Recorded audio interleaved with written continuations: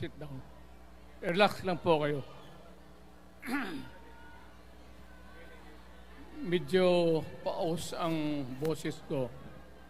At pasensyahan ninyo ako.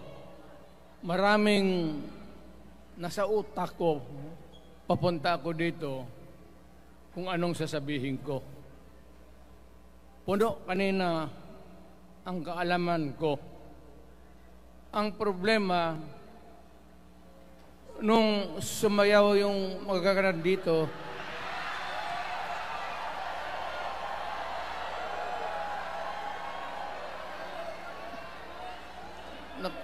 nakalimutan ko. Matanda na rin kasi ako. Ano ito? Meeting de Avance? Alam mo, nung unang panahon, wala naman tayong kamuang-muang, wala naman tayong kalaban, wala namang nagagalit sa atin. Pumunta ang Espanyol at inagaw ang ating lupa, hinirang. For 400 years, nagtiis ang Pilipino, subjugated by foreigners. Then, during the American and Spanish War, natalo ang Espanyol at napunta ang ating bayan sa Amerika. Anak ng grabe ang tiis ng Pilipino, yung mga lolo natin, kung gaano na lang sila pinahirapan. Alam mo noon, kung hindi ka magsimba, ay may mga pare nandyan, they know the history of Christianity. Alam mo noon, kung hindi ka magsimba, 10 palo sa katawan mo. You doubt my... Ayan si Father Ibasco, Chief of Staff ko sa City Hall. Siya yung NPA leader doon sa Libungan, may plenum ang komunista. Itong mga sundalo natin, nandito sa harap ko, nahuli yan si Ibasco.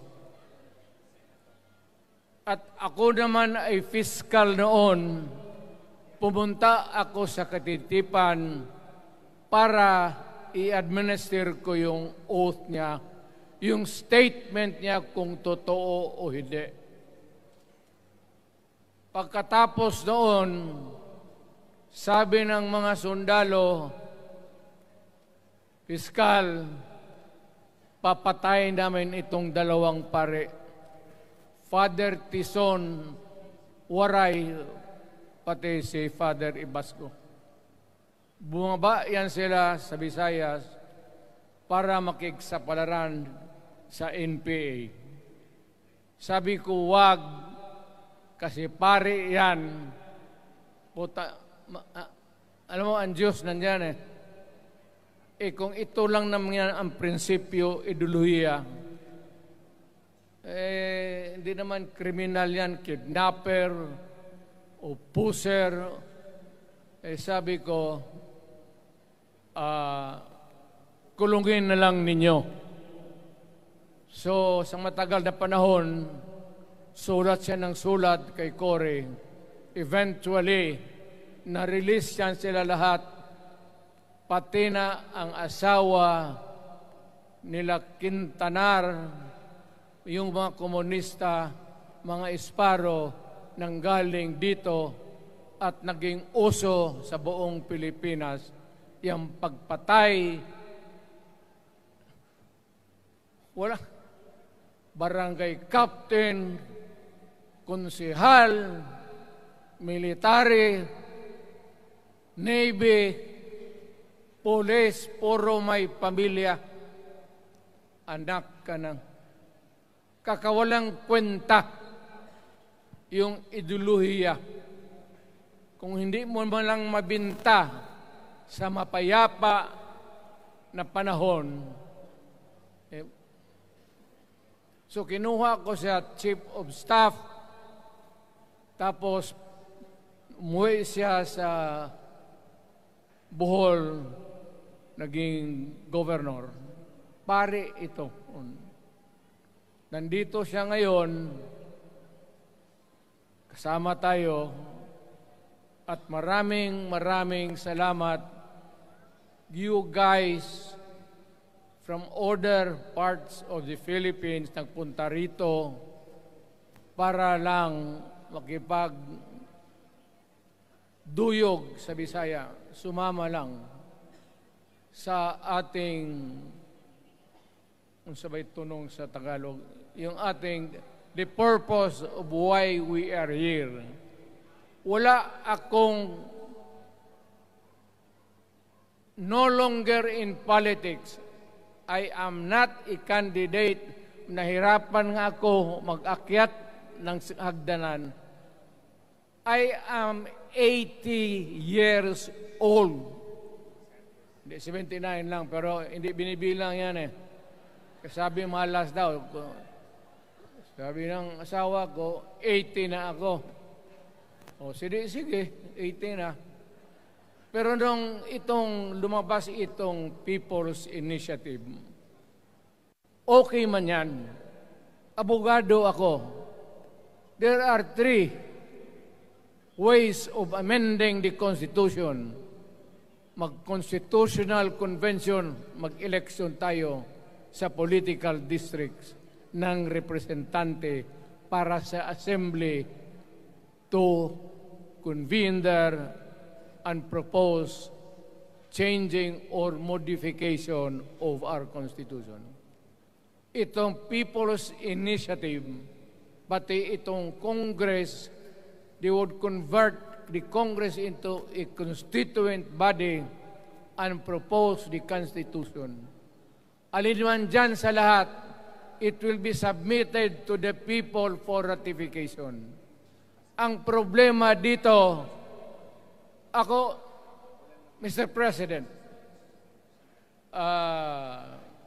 Ma'am Lisa Araneta Marcos, hindi ninyo ako kalaban. Wala akong sinasabi ng masama. Hindi lang ako makakampanya noon. Alam mo, iniiwasan ko ito.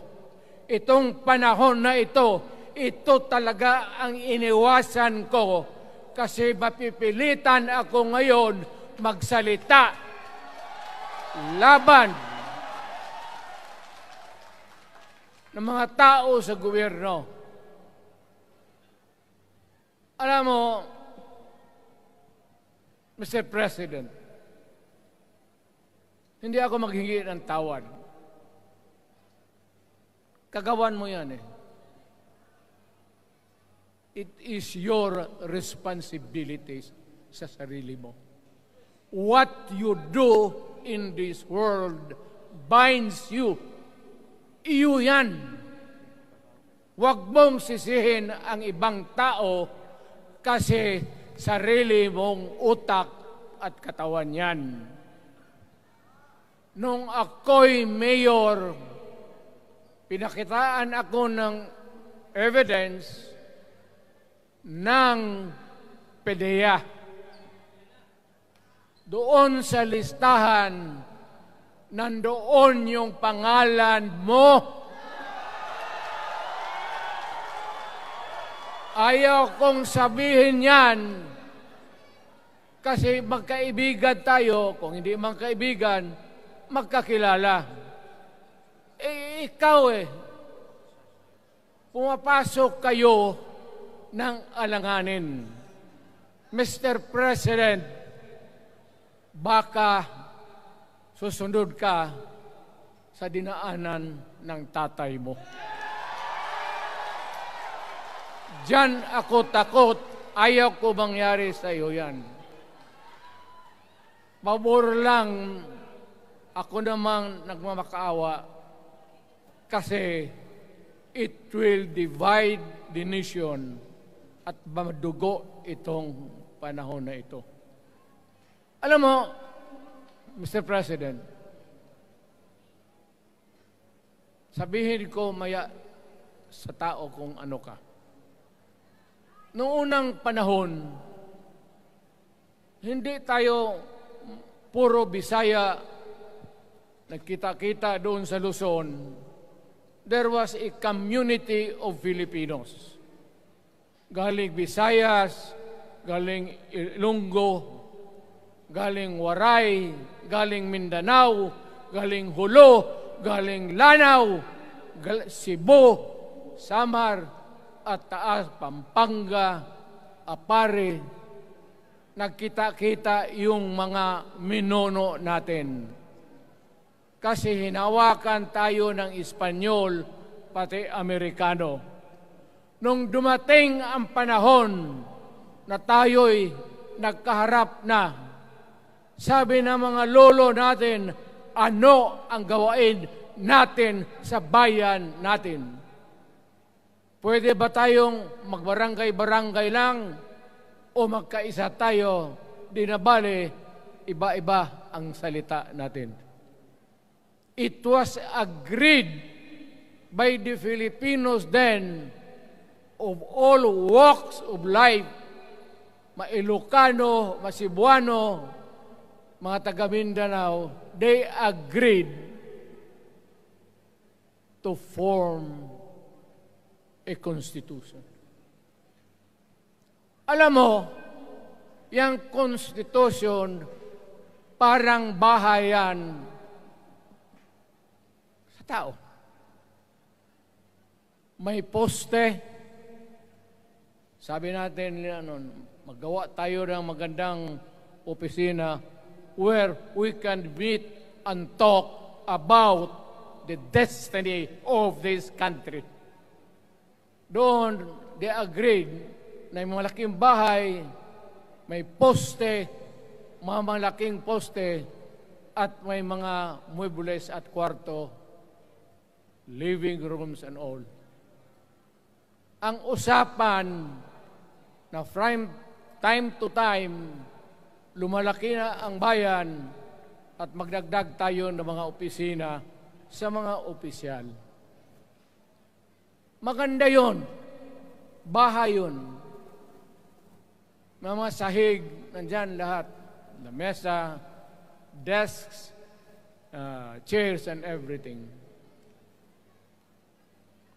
Wala tayong pinag-usapan na sirain yung bahay na yun. It was intended for posterity at inabot sa atin yung konstitusyon na yan. Although it was amended and modified, but it is still the fundamental law since 1935 hanggang ngayon. At what keeps in Ilocano, Bisaya, Waray, Moro, bakit tayo nagkaisa? Magkaiba ang salita natin, ang pagkain, iba. Ugali, iba. Bakit tayo andito ngayon? Dahil sa isang bahay. Yung bahay na yan, yung papel, the Constitution. Ngayon, ang Constitution is supposed to be a permanent thing. Ang batas na binigay ng Constitution so Congress, lawmakers, they can make laws every day, modify, change it if they want, every week. Okay lang yan. Huwag ninyong pakialaman ang Constitution kasi yun ang bahay opisyal ng Pilipino. Anak ka ng, bakit pumasok sa utak ninyo yung People's Initiative? Anong nakain ninyo? There's nothing wrong with the Constitution right now. The environment in the Philippines seems to be positive, okay. Wala namang problema. Araw-araw, nakikita tayo. Punta Maynila, marami akong kaibigan, mga brad ko, mga classmate ko. Okay ang buhay natin. But suddenly, nandito yung People's Initiative. Alam mo, sa umpisa pa lang, nagdududa na ako. Bakit? People's Initiative manggaling sa tao. Dapat yan galing sa mga purok at doon sa barangay at doon sa DILG, ipasa nila sa syudad, sa probinsya at sa national office. Dito mga congressman,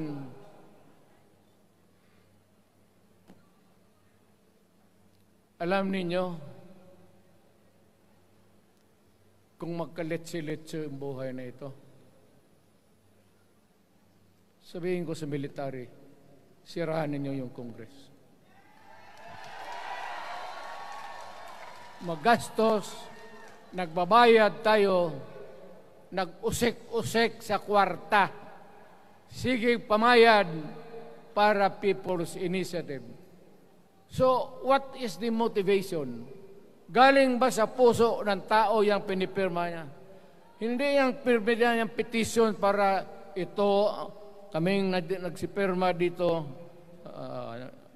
pumayag na merong pagkaiba ngayon sa Constitution.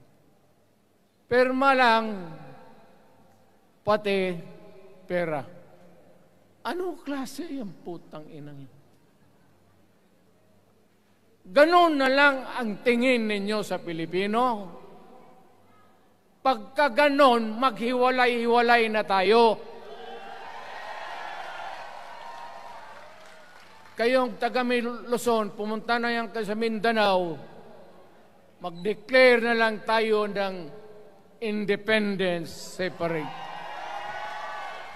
Bakit binababoy ninyo ang bayan natin? Ako naging presidente. Ako naging mayor. Ako naging congressman. Ang sinasabi ko sa inyo, putang ina.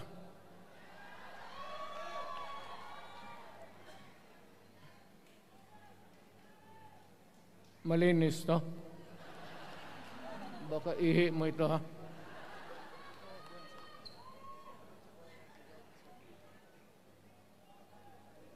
Kakaubos talaga ng laway itong...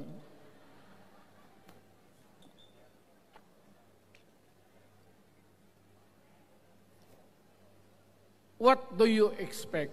The national government, particularly ang Malacanang, anong gusto ninyong response?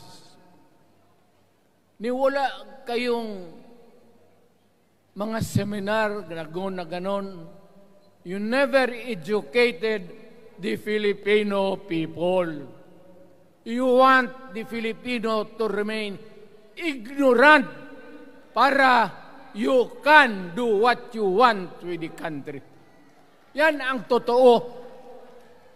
Kasi ginagago ninyo para walang alam ang taong bayan. Well,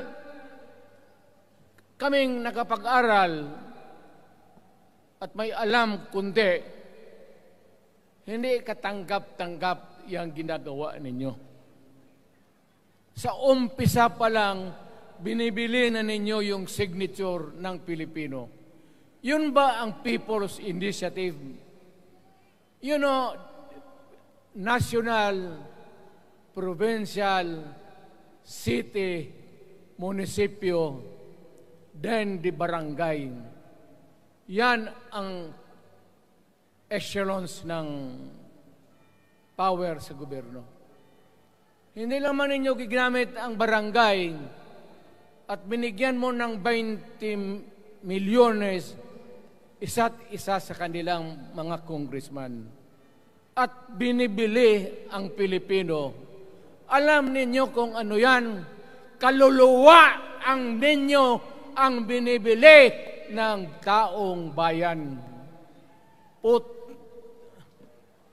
Hindi ako mapayag ng ganon. Nakapag-aral ako, hindi naman ako ignorante.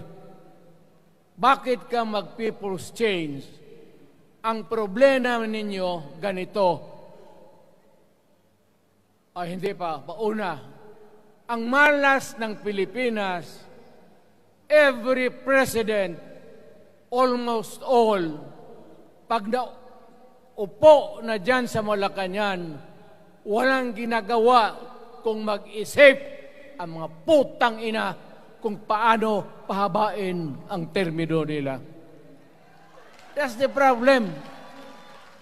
Bakit ganon kayo? Ang demokrasya may eleksyon. Para naman, tignan ninyo, Presidente Osmeña Bisaya. Ang napaalaala ko pa, Garcia Bisaya. Then Magsaysay Ilocano. Then si Quirino Ilocano.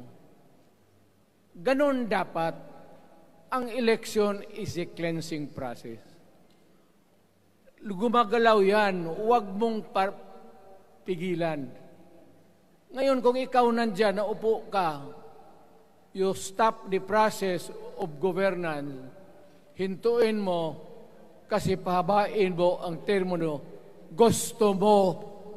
Sabi ko nga sa iyo, Mr. President, kaibigan kita, Bingbong. Pag pinilit mo ito, lalabas ka ng Malacanang kagaya noong panahon na pinalayas kayo.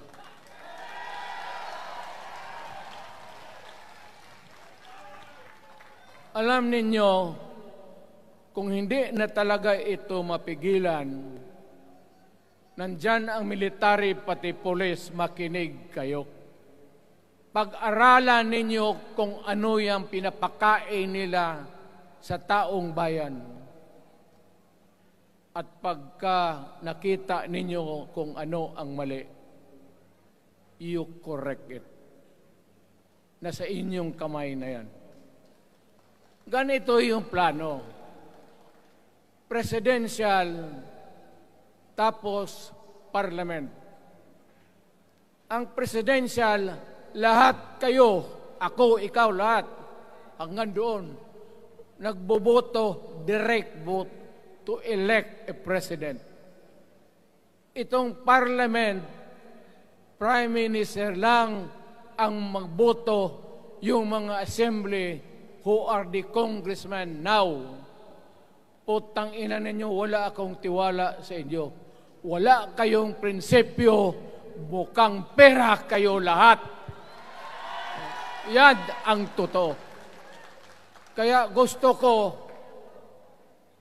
pag nagka-letse-letse nga, pumasok ang military, palitan ninyo lahat. Arestuhin ninyo kasi nagsasayang ng pera at yung ginagastos nila is a fraud, swindling ang ginawa nila. You must account for the wasted money, for the money that you bought the signature of a Filipino. Bribery.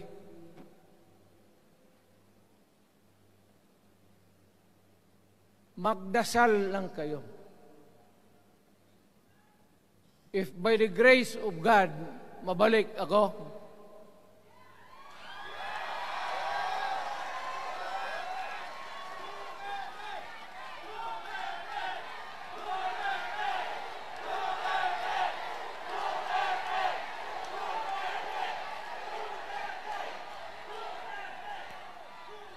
milagro lang naman yan, hindi ba yan totoo? Utang ina kung mabalik ako, arestuhin ko kayo lahat for the swindling of the Filipino people. You committed fraud. pinagsayangan ninyo ang pera namin. People's initiative does not involve buying the vote or the signature of the Filipino. Talagang mga wala kayong prinsipyo, mga putang ina ninyo. Yun naman, baski ano ka, diyan katagal ako, yan o. Yung sa likod ko, umupo ako diyan. Vice Mayor ako. Diyan, Mayor ako, pinakamatagal. Naging congressman ako. Presidente. Kayo, nagpasok sa Congress, eleksyon, nanalo, Seiko. So parang ganito, yung mga, para sa mga balaga, pati lalaki. Pasok niyan, Seiko. Paglabas niyan, pagkatapos, Rolex na. Pumunta ng Malacanang, nakatamaraw, paglabas niyan, nagka-Mercedes-Benz. Busog kayo lahat. Tingnan ninyo yung mga bahay noon ng mga congressman at tingnan ninyo ngayon kung ano kayaman sila, lalo na yung mga bahay nila sa Maynila.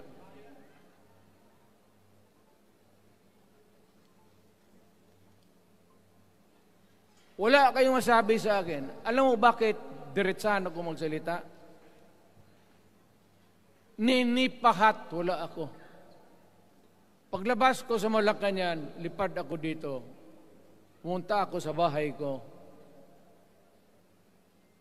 para mag-retire. Ayaw ko sanang bumalik. Ayaw ko na. Matanda na ako. Putang ina, napapandol lang ako dyan eh. Kaya lang, marami akong magandang naisip kanina papunta dito. Kaya yung sumasayaw lang kasi yung mga ali. Nabakante tuloy, nakalimutan ko kung ano ko nang tang ina. Huwag kayong magpaloko. Alam mo, Parliament, ang ambisyon niyan, karamihan, galing kay Lisa Marcos at kay Romualdez. Bongbong bangag yan.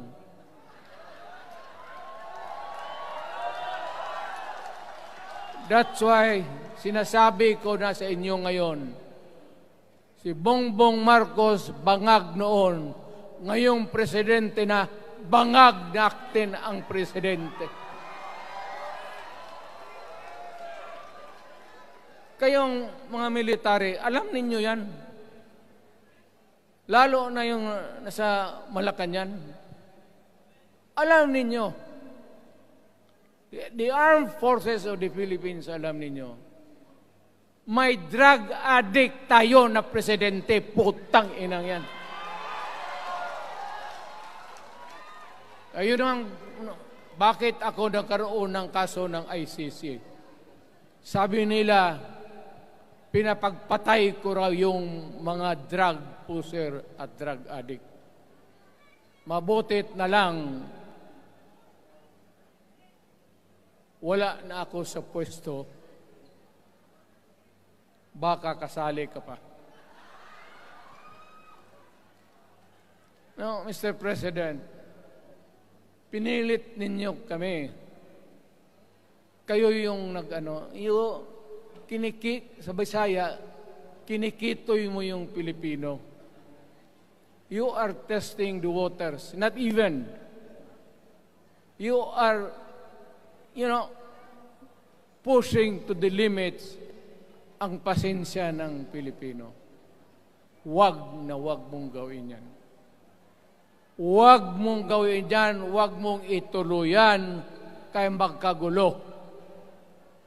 Pag hindi namin napilitan kayo sa mga rallies, sa aming mga boses, ang sentimento namin, ako'y Sinasabi.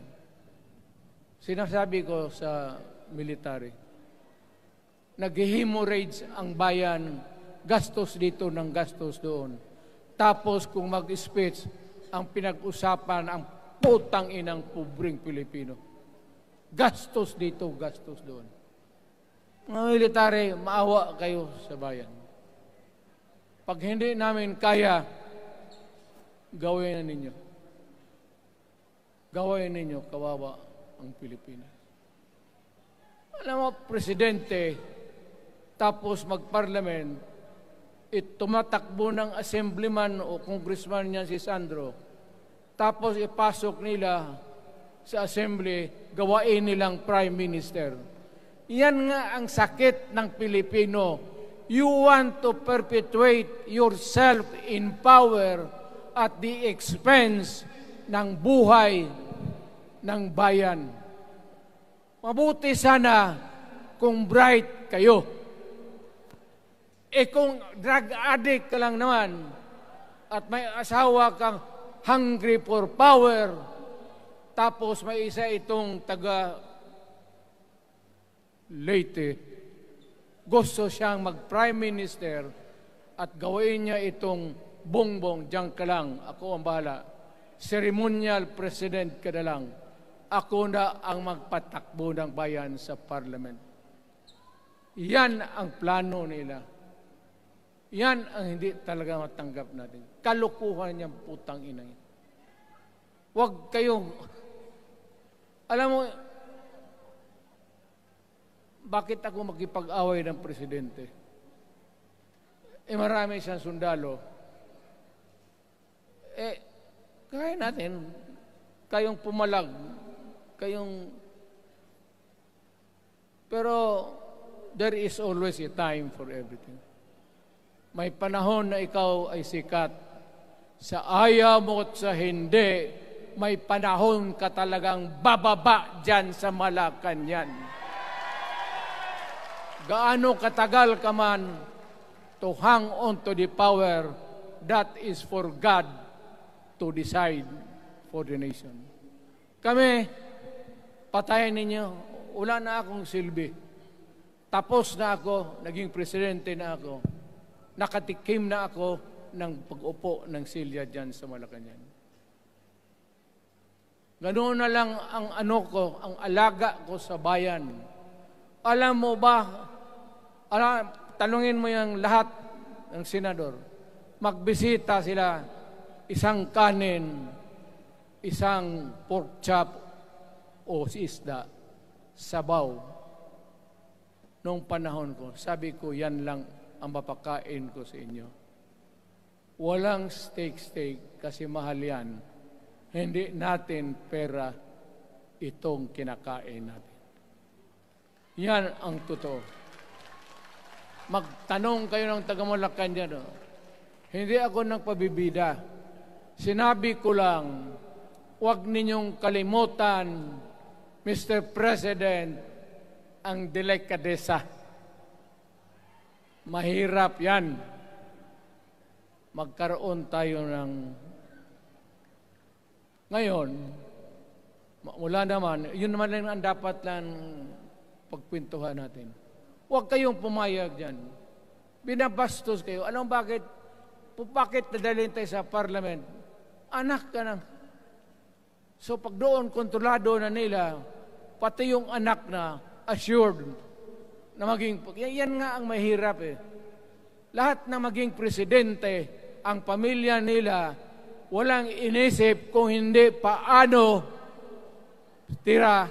titira dyan hanggang sa matapos ang panahon. May I remind you, itong election, papalit-palit ito. Para sa lahat, mayroong Ilocano, may Bicolano, may Bisaya. Hindi mo pwedeng suluhin yan. The election is a cleansing process. It does not, it's never the intention of whoever wrote the Constitution na ikaw, isang Pilipino, taga Paway, taga Batangas, taga Davao, ikaw, Rodrigo Duterte, nandiyan ka na, huwag ka nang umalis. It was not the intention of the lawmakers. Demokrasya tayo, Mr. President. Huwag mong kalimutan na isang term ka lang pagkatapos bababa ka na. Pag ayaw mong bumaba, utang ina magkagulo ang bayan, sabihin ko sa inyo. Ngayon, nakikinig kayong mga military. Gusto niyong iwasan ang dugo? Kayo lang ang makapigil nito. Putang ina, pigilan mo yung kalukuhan na yan. Pagka hindi itong rally na ito, it will multiply all over the Philippines and there will be trouble. Ako ang nauna kasi galit ako. Dumaan ako ng presidente. Not even for a minute did I think or was thinking of extending my term even for one day. Nung natapos ako sa araw na yon, bumaba ako, sumakay ako, lumipad ako dito sa Davao. Ikaw, Mr. President, hintayin mo yung 6 years, kalimutan mo na yung kay Romualdez, kasi yan ang magpahamak sa iyo. At maraming magagalit sa iyo, pati na ang militar. Kaya hindi na ako magtatagal. Yun lang ang dasal ko. Reject. Protect the Constitution. I am calling now the armed forces and the PNP. Protect the Constitution. Trabaho ninyo yan. Huwag ninyong kalimutan. Kami, inyong dapat, you should worry about the nation. The millions of Filipinos. Huwag kayong mag-isip lang ng isang pamilya. Putang ina. Ilagay ninyo sa utak ninyo yan. Bahala kayo. Balang araw, magsisihan. Pero kasi umuulan naman, hindi ulan.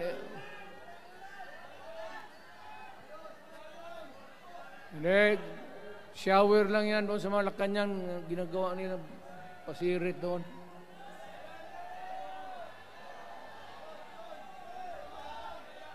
Wala naman rin akong masabi. Kasi hindi man ito eleksyon. Nakafocus lang ako sa People's Initiative and the way that they are handling the process of the People's Initiative. Ang nangyayari ngayon, hindi yan People's Initiative, kung hindi buying the people for their signatures. Pag-umpisa pa lang, bayaran na. At maniwala ka ng konstitusyon, lalabas yan maganda, kung pira-pirahin lang tayo. Balang araw, wala na ako sa buhay. Maybe 10 years, 5 years from now. You might want to change some provision. Yung sabi nila, the usual excuse is economic provisions lang ang aming pakialaman. Putang ina, huwag kayong maniwala dyan sa mga yawa na yan. Puro kasing sinungaling ang mga ulol. Alam mo, pag nagtawag ka ng Constitutional Convention through People's Initiative or when you open the Constitution, hindi mo pwedeng limitahan ang powers na yan. It's unlimited. Kung ano ang gawain nila at kung ano ang utos ng may pera, kung bayaran sila, ipagbili talaga tayo. Ipauhanin na lang ako, naghingi ako ng may mga congressman dito. Ito yung matitino. Nandito si Congressman Alvarez. Pumunta talaga siya. Hindi man kasi niya ako hinayaya. Kapupunta sana ako ng Tagum. Para lang ako galit talaga. Bakit po putang ina? Sige. Bakit? Bisaya pa makumutan ko na imong naong. Magharap ka sa akin, ganoon ko yung mukha mo. Bakit? Bakit bigyan mong problema ang Pilipino? Ano ang kasalanan ng Pilipino at gumagastos kayo, binibili milyon ng milyon, kayong mga congressman, putang ina, istapa yan. Swindling yan.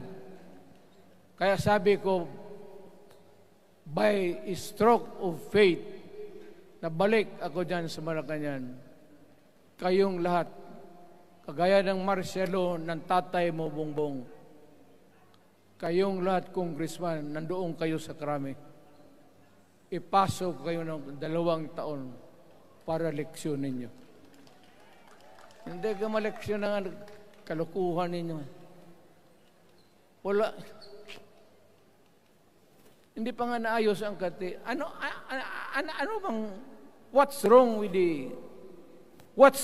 the Constitution? Tell me kung hindi yung inyong ambisyon. The real purpose itong constitutional changes sa People's Initiative is really to perpetuate those who are in power. Yan na lang ang ganyan ninyo. Marami akong sabihin, maybe kung patayin nila ako, putukin yung eroplano, wala na tayong magawa. Ngayon, kung sino, alam mo na kung sino, yung sa Malacanang, yun ang aristuhin ninyo. Sila nag-umpisa ng kaguluhan ito. Ladies and gentlemen, I am very thankful na nandito kayo, mga Tagalog, Bisaya, at taga-Maynila. And I hope that we will continue to love our country. Magbigay sila na pera, tanggapin ninyo, pera ninyo yan. Hindi ba ninyo na sa isip ninyo, bigyan kayo ng 1,000, 100, tanggapin mo, pera ninyo yan. Pati yung sa bulsa nila, kinakain nila, at pinagbili ng bahay kung saan-saan, pera ninyo. So, make sure na bago kayo lumabas lang naman sa mundong ito, may panahon lahat, mamatay tayo. Mag-iwan kayo ng isang prinsipyo. Sabi ninyo sa mga anak ninyo, tinanggap ko yung pera kasi pera natin ito, ibili natin pagkain. Pero yung prinsipyo natin, huwag natin ipagbili. Yan ang iiwan mo sa mundong ito para sa mga anak ninyo. At yan ang dadalhin mo sa langit. Pagka sinabi ni San Pedro, anong nagawa mo? May ginawa ako para sa bayan. Tapos magsabi si San Pedro, ano pa? Yung mga ibang bagay na ginawa mo, mga kasalanan, mga kabit, ganon. Sabihin mo kay San Pedro, nandito ako sa langit para makipag-isa sa Diyos. Pag hindi ka tumahimik, yung manok mo, hawakan ko, ilambos ko yan sa ulo mo. Putang ina ka.